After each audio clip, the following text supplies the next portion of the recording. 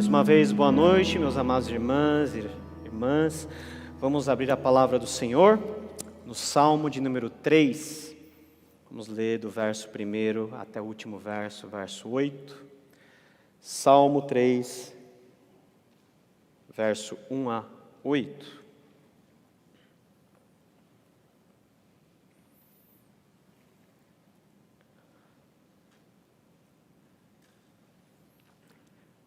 Diz assim, Salmo de Davi, quando fugia de Absalão, seu filho.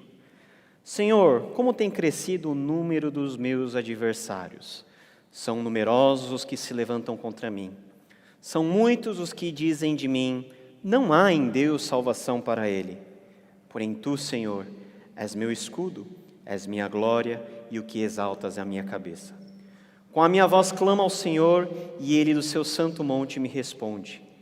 Deito-me e pego no sono, acordo porque o Senhor me sustenta. Não tenho medo de milhares do povo que tomam posição contra mim de todos os lados. Levanta-te, Senhor, salva-me, Deus meu, pois feres nos queixos a todos os meus inimigos e aos ímpios quebras os dentes. Do Senhor é a salvação e sobre o teu povo a tua bênção. Amém. Senhor, nós te agradecemos pela tua palavra, pedimos que o Senhor fale conosco, que o Senhor nos console, Senhor, que o Senhor nos encoraje, principalmente nós que vivemos nesses tempos tão difíceis, que a tua palavra possa trazer um bálsamo e um refrigério. Fortalece-nos, Senhor, é o que nós te pedimos e pedimos isso em nome de Jesus. Amém. Amém. Meus irmãos, o Salmo 3 é um salmo de súplica, ao mesmo tempo um salmo de lamento. E o título desse salmo, aliás, é o primeiro salmo que traz um título, de Salmo de Davi quando fugia de Absalão, seu filho. Ou seja, Davi, que é o salmista, estava recorrendo a Deus diante de uma situação muito complicada que aconteceu a nível familiar, mas também a nível nacional. O seu terceiro filho, Absalão, havia dado um golpe de estado em Davi e havia momentaneamente tirado-lhe o poder, chegando a cometer barbaridades, como por exemplo, se apossar não somente do reino, do poder político, mas também se apossar até das mulheres e das concubinas que Davi teve.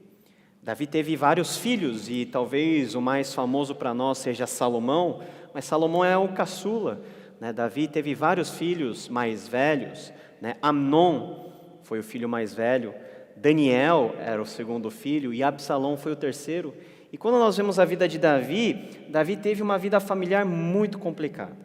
Embora nós chamemos Davi de o homem segundo o coração de Deus, nós entendemos que mesmo aquele a quem Deus assim chamou, pode e teve muitos problemas a nível familiar, principalmente esse que foi o pior momento talvez da vida de Davi, que já idoso e rei de Israel estava sofrendo aí uma situação de quase morte. E a Bíblia nos afirma que tudo que Davi estava passando naquele momento era consequência de algo que Davi havia feito há alguns anos atrás.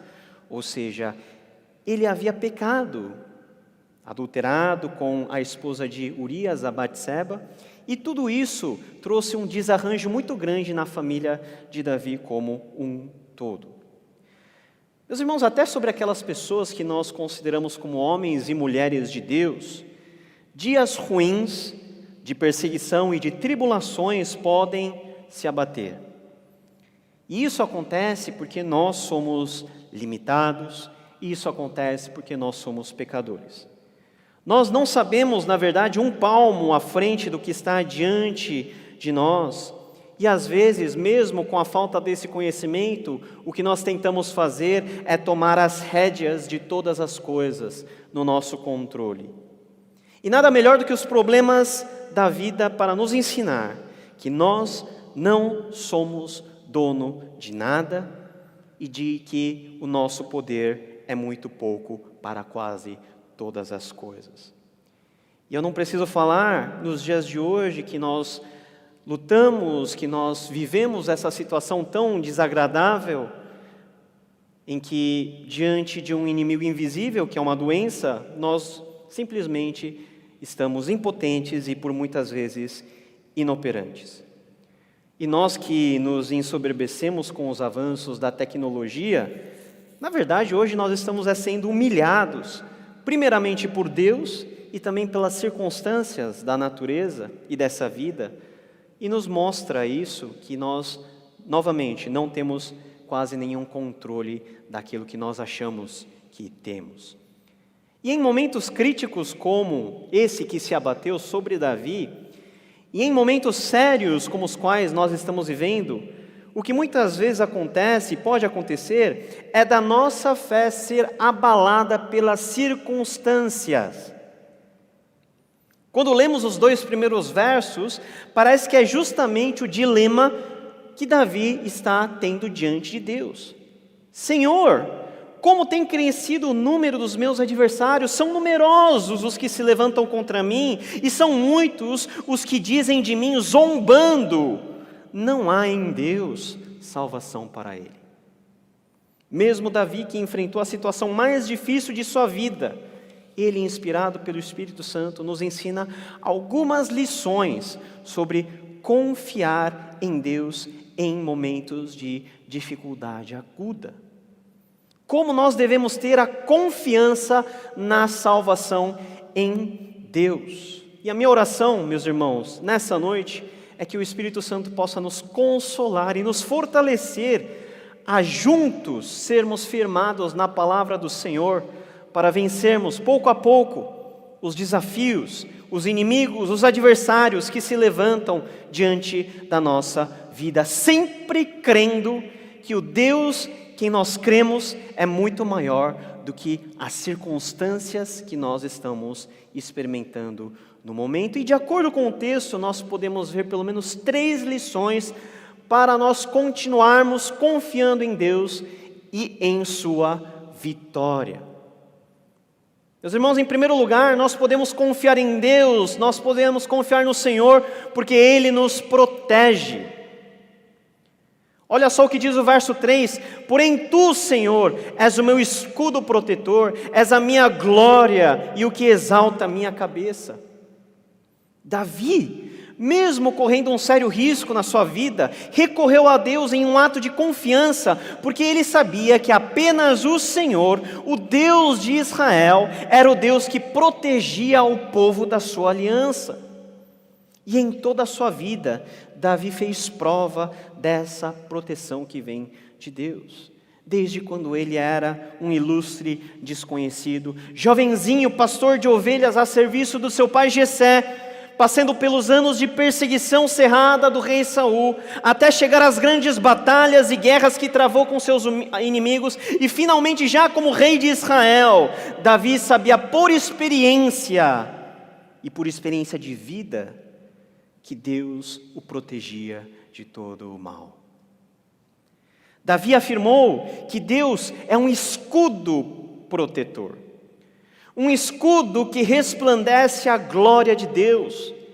A presença do escudo em meio à guerra não era a garantia de que não haveria conflito, que não haveria inimigos, e não haveria setas inflamadas e espadas afiadas a nos desafiar. Muito pelo contrário, era sim a certeza de que mesmo diante de todas essas coisas, de todas as adversidades, de todas as situações terríveis que a vida nos impõe, Deus nos protege de todas as artimanhas que o mundo, o diabo e qualquer um possa levantar contra a nossa vida. Deus está do nosso lado. Se Deus é por nós, quem será contra nós? Davi confiava em Deus, porque Davi sabia que Deus o protegia em todos os momentos contra os adversários externos. Aquilo que vinha de fora para dentro.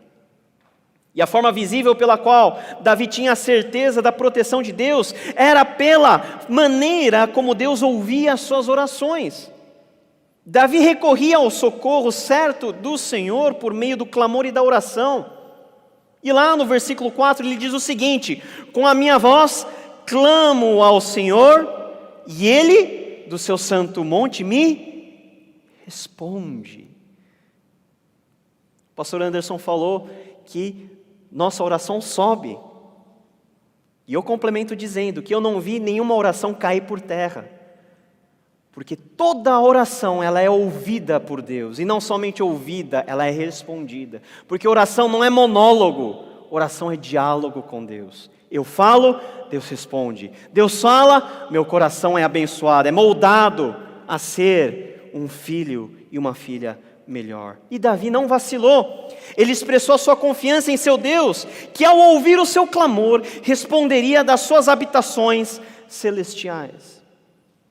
Mesmo sendo perseguido pelo seu próprio filho, um filho amado, Davi sabia que Deus o socorreria daquela situação. Você já imaginou o que é ser traído por um filho? Pois é isso que Davi estava sofrendo. Davi orou, clamou e buscou a Deus, pois Davi sabia que Deus não deixaria as suas orações caírem por terra. Meus amados irmãos, irmãs, todos nós estamos sendo acuados pelas situações miseráveis pelas quais nós estamos passando. Já muitos irmãos foram levados, outros tantos estão enfermos. Graças a Deus muitos estão se recuperando, mas ainda todos estamos vulneráveis às situações que esse mundo nos impõe. Estamos cercados por um exército inimigo, muitas vezes invisível. É verdade que devemos ser previdentes, fazer tudo aquilo que está ao nosso controle e nas nossas possibilidades, mas em última instância, o que garante a nossa segurança é o Senhor e a sua bondade sobre as nossas vidas. Bondade essa que se renova a cada instante sobre todos nós. Será que essa situação de dificuldade que você está sofrendo, que nós estamos sofrendo, não tem abalado a nossa confiança em Deus? Será que o temor e o desespero não têm inundado os nossos corações? O que nós podemos fazer diante de todos esses perigos exteriores? Os inimigos que nos atacam de fora para dentro. Meus amados, nós servimos a um Deus que nos protege de todo o mal. E por isso podemos confiar nele. Por isso podemos clamar na certeza que ele nos responde com graça e misericórdia. Meu irmão, não perca a sua esperança, porque seja em qualquer situação, nosso Deus, o Deus de Israel, é o maior interessado em proteger a vida do povo, a quem ele, pelo preço do sangue do seu filho, comprou e remiu para a honra e glória do seu nome. Eu, você, todos nós, Ele nos protege. Sabemos que Ele nos protege, porque Ele ouve as nossas orações. Em segundo lugar, nós podemos confiar no Senhor, porque Ele nos sustenta. Se Deus nos protege de todos os perigos exteriores, ouvindo o nosso clamor e respondendo nossa oração, Ele também nos sustenta em meio a todas as agitações interiores. Olha só o que diz o verso 5: eu me deito e pego no sono, acordo porque o Senhor me sustenta.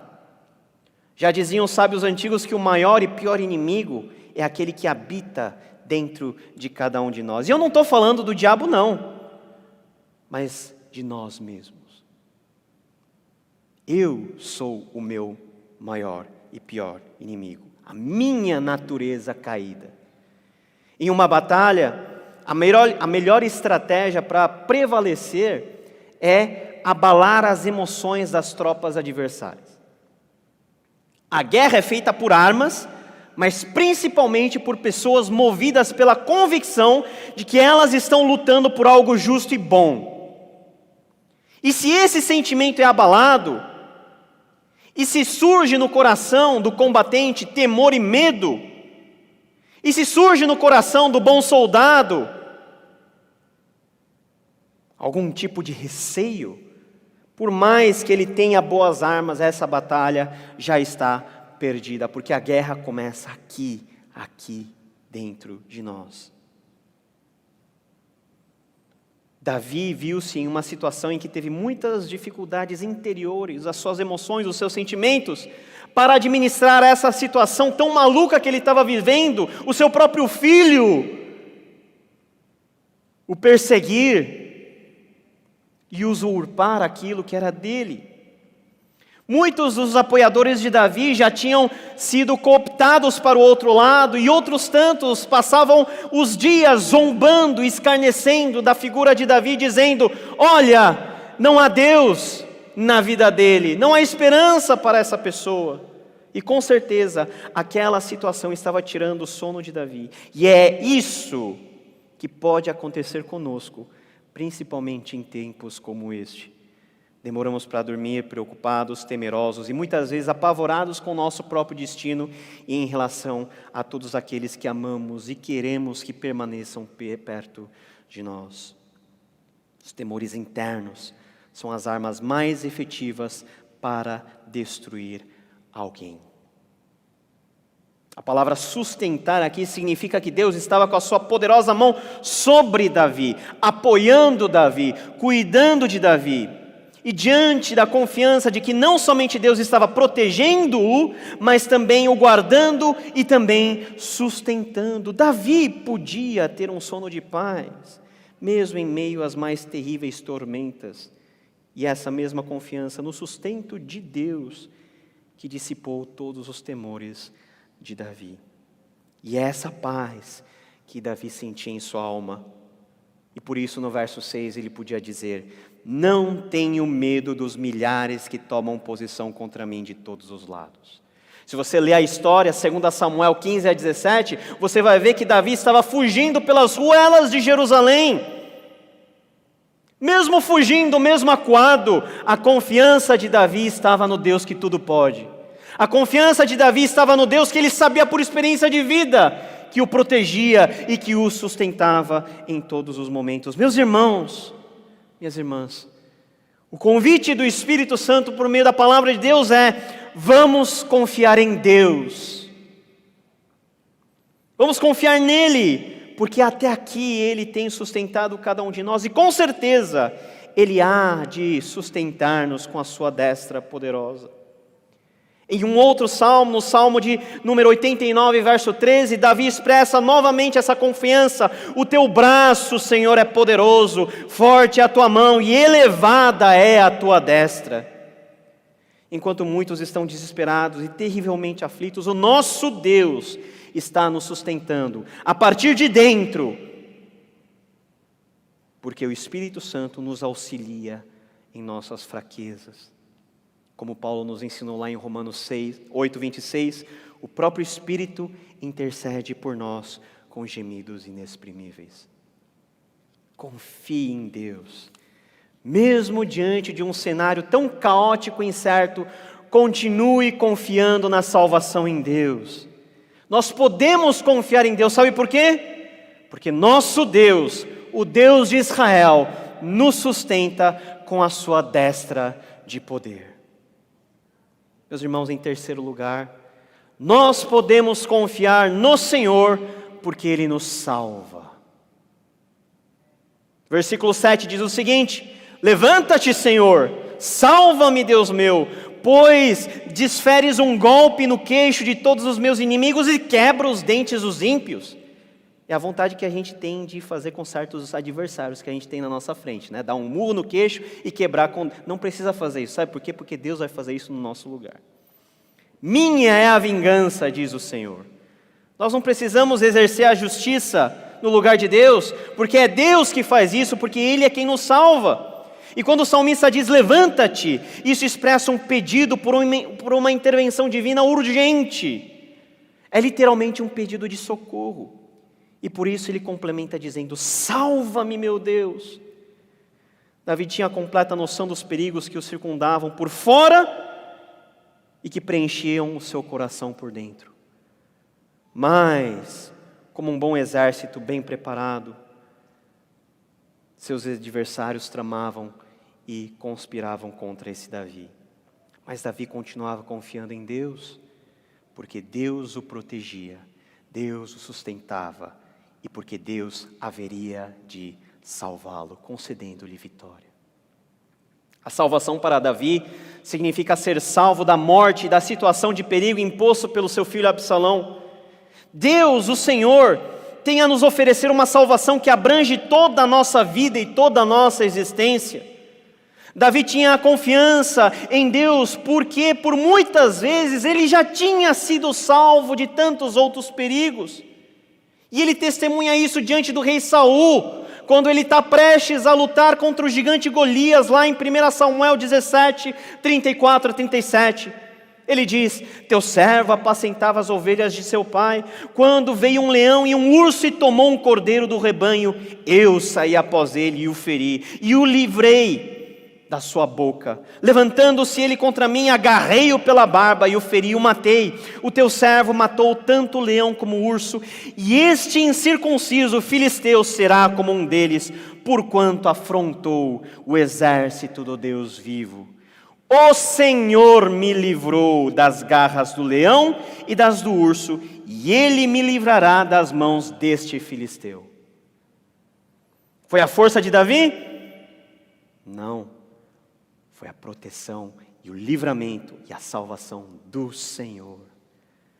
É essa confiança que fez com que Davi recorresse com urgência ao socorro de Deus e à sua salvação. Davi confiava em Deus porque ele sabia que Deus tem o poder para salvá-lo e salvá-lo de qualquer situação adversa. Há um pedido urgente para que Deus se levante e salve por meio da punição de seus adversários. Ele afirma que Deus desfere golpes e quebra o dente dos ímpios. Essa salvação está relacionada com a justiça de Deus. Davi estava sendo humilhado pelo seu próprio filho. E o que Davi pede a Deus é que Deus retribua a maldade do seu filho, ou seja, vingue ele e exerça a sua justiça. Desferir um golpe no queixo era o símbolo de humilhação pública. Era justamente a situação pela qual Davi estava passando e por meio da qual estava apelando a Deus pela salvação e manifestação da sua justiça divina. Percebendo a sua fraqueza diante da situação, Davi recorreu àquele que realmente poderia salvá-lo, ou seja, a Deus. A razão pela qual, meus irmãos, Davi podia estar confiante em Deus, a despeito de todas as dificuldades que estava passando, era que a salvação vinha do Senhor. Em outras palavras, Davi sabia que Deus era o vencedor e que Deus daria essa vitória a Davi. Meus amados irmãos, Davi nos ensina que podemos confiar e continuar confiando em Deus, porque a salvação pertence ao Senhor. Ele termina esse maravilhoso salmo de súplica e de lamento afirmando no verso último, 8º: do Senhor é a salvação, a tua bênção esteja sobre o teu povo. Os únicos que podem desfrutar da salvação plena de Deus é de fato o seu povo, cada um de nós que fomos chamados por Ele. E mesmo que hoje, agora, a bênção divina não esteja visível em nossos olhos, a palavra de Deus nos diz que nós já fomos abençoados por Deus com todas as bênçãos celestiais em Cristo Jesus. Efésios 1:3. Meu querido, minha irmã, sabe por que podemos confiar em Deus? Porque Ele nos salvou e nos abençoou com bênçãos que nada e ninguém podem tirar de nós. Deus estará conosco sempre. Ele é o Deus Emanuel, Deus conosco. Ele é aquele que por nossa redenção veio à terra. Ele é aquele que um dia virá em glória para colocar um ponto final em toda tristeza, lágrima e sofrimento. Ele é o nosso Deus e nele podemos confiar. Sigamos confiando em Deus. Confie nele de todo o seu coração. Saiba que Ele te protege, que Ele te sustenta e que Ele te salva. Ele deu todas as provas que Ele é digno de confiança e que Ele nos ajude e nos guarde em nome de Jesus. Oremos ao Senhor. Nosso Deus, te louvamos pela Tua palavra. Concede-nos essa noite, pela operação do Teu Espírito, na aplicação dessa palavra em nossos corações, confiança, fé, em todos os momentos e a despeito de todas as situações, pois é por Cristo Jesus, aquele que nos salvou, é que nós oramos. Amém.